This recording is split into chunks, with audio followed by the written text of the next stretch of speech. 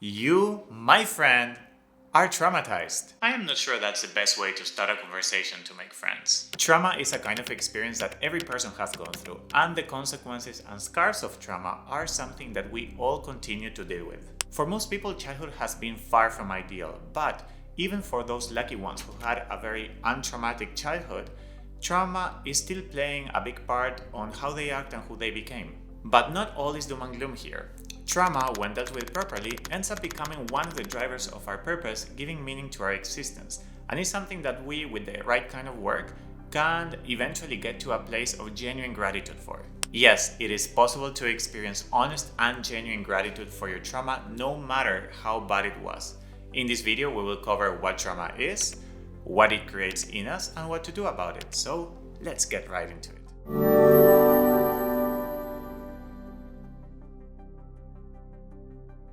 Hi there, I'm Ivan and I've been a facilitator of ceremony for over 10 years, which means that I got to know thousands of people's deepest traumas and I've been there witnessing their healing process. Of course, being in this path led me to be a witness of my own deepest traumas and healing processes.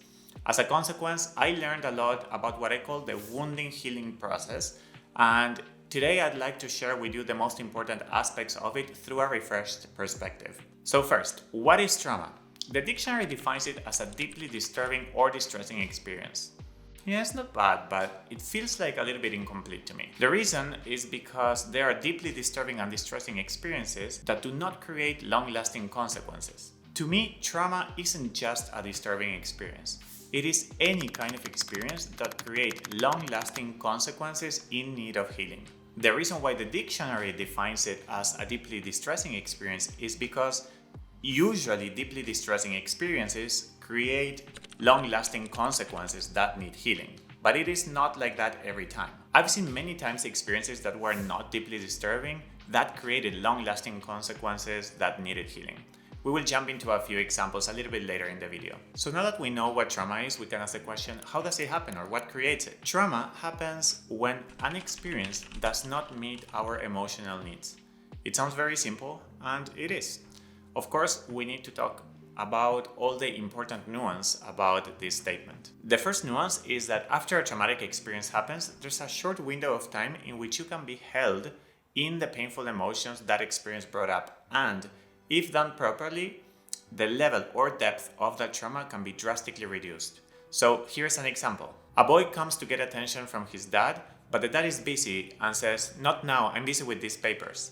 Maybe he doesn't know what this means at all and it's the first time that he hears this. Or he might have been in a very specific state in which he had really high hopes that his dad would play with him. Whatever it is, the feeling "I don't matter to my dad" emerges without the boy being able to prevent it, and sometimes without even understanding that this is actually the way he's feeling. So he goes to his room with intense sadness because in his world, my dad does not love me. Trauma here has already happened and there is no way to undo it.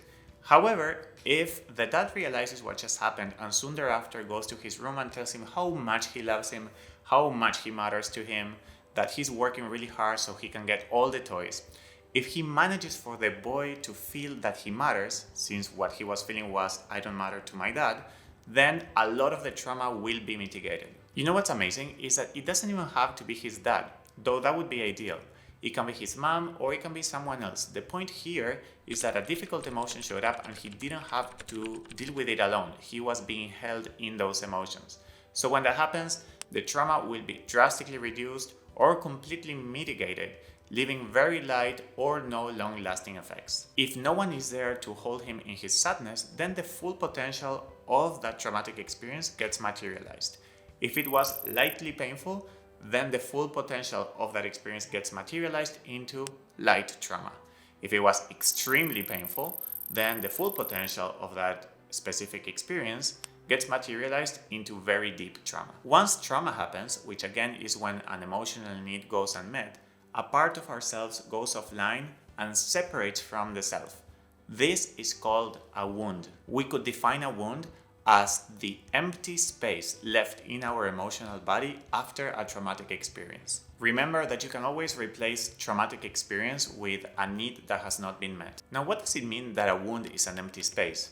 Well, Examples always help clarify, don't they? In the previous example, if the kid's experience is intense sadness because his dad doesn't love him, no matter if it is true or not, what really matters is his experience, then he might grow up to become an adult that it is constantly seeking for validation from men, especially in authority positions like a boss or a teacher, because they represent the figure of his father. A consequence of this could be, for example, that this kid does great in school and has excellent grades, and even though that sounds good in the surface, it could be coming from a wounded place in which the kid is acting upon a desire to matter to his teacher, knowing that a teacher cares for or gives approval to kids with good grades. The feeling I matter is constantly being sought for. Why is that?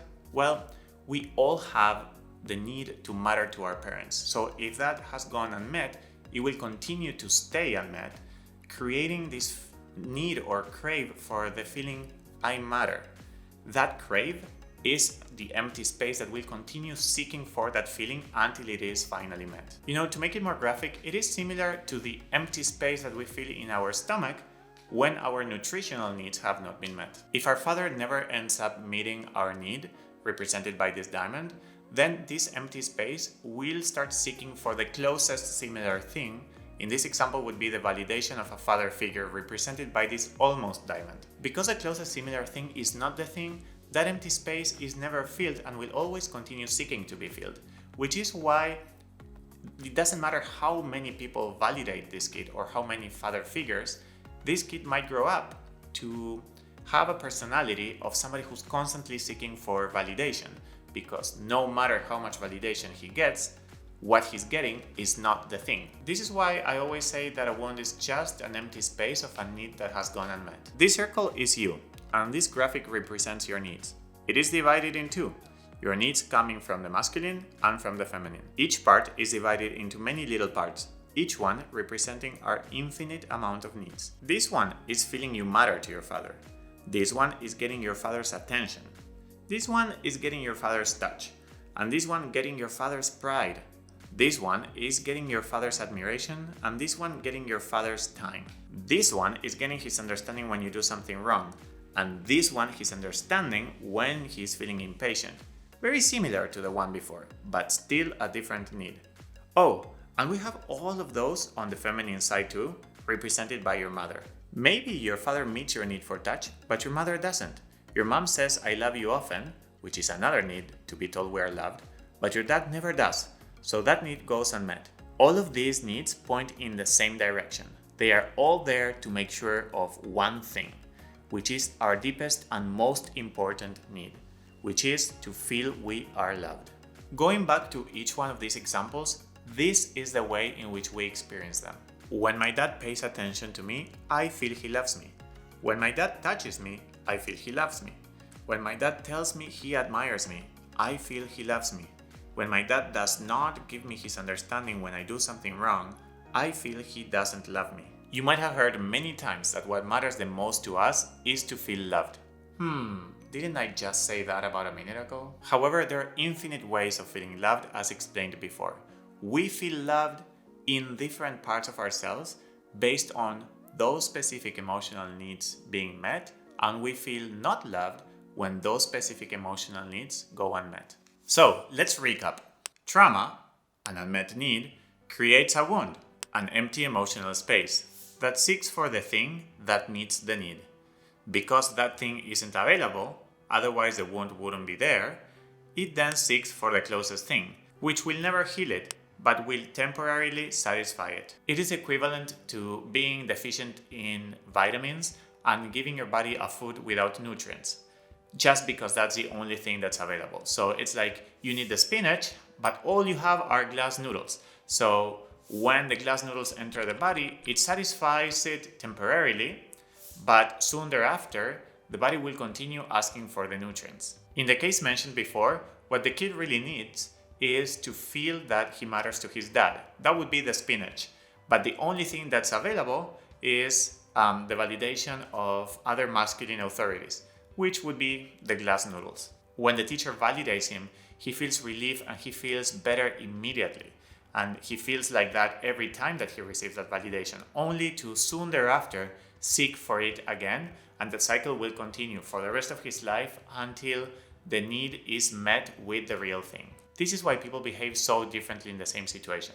25 different kids in a classroom will act completely differently from each other in accordance to their different met or unmet needs in relationship to a masculine authority or a feminine authority, a masculine peer or a feminine peer, a specific social environment, a friend or a threat, or even a person with glasses or one without, because maybe his mom wore glasses. Since each one of us have so many unmet needs, way more than what you might think, we therefore have many wounds constantly seeking for the closest replacement, all at the same time. What a mess. This is one of the drivers of our complex personalities and one of the main reasons of why we're all so different from each other. Even siblings being raised in the same household have very different needs that were unmet.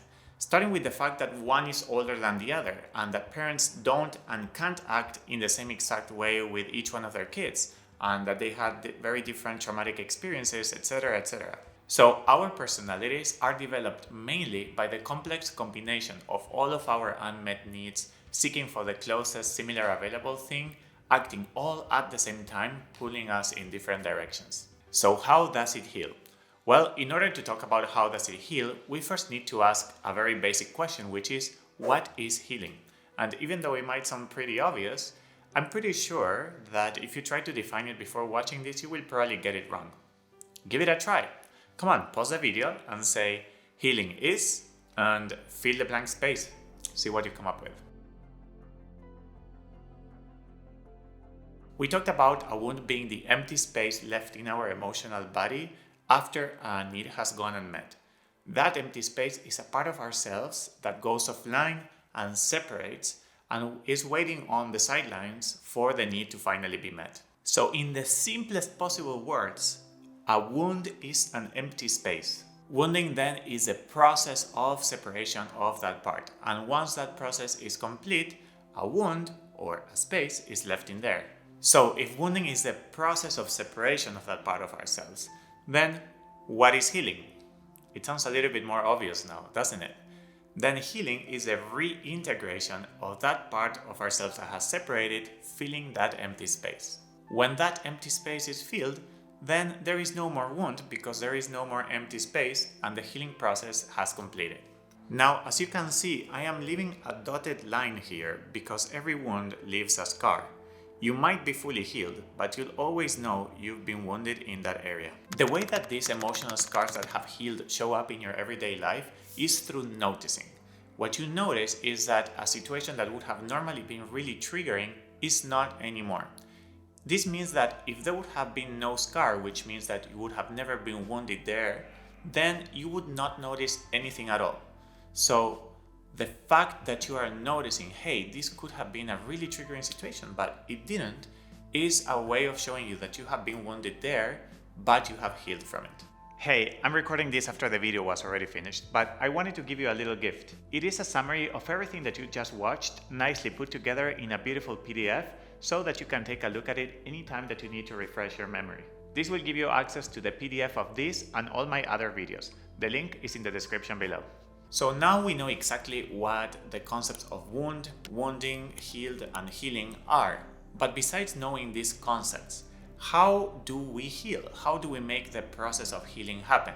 Well, for that, you will have to wait until next week's video because we have so much to talk about that it would make this one a little bit too long. In the meantime, and as always, thank you so much for your interest in healing and for lending me your attention. See you in next week's video. Click on the left square to watch another video I made on a related topic. All my content is free. If you appreciate it and wish to assist me to continue releasing this kind of content, please consider supporting me on Patreon. You can also follow me on my socials and subscribe to this channel.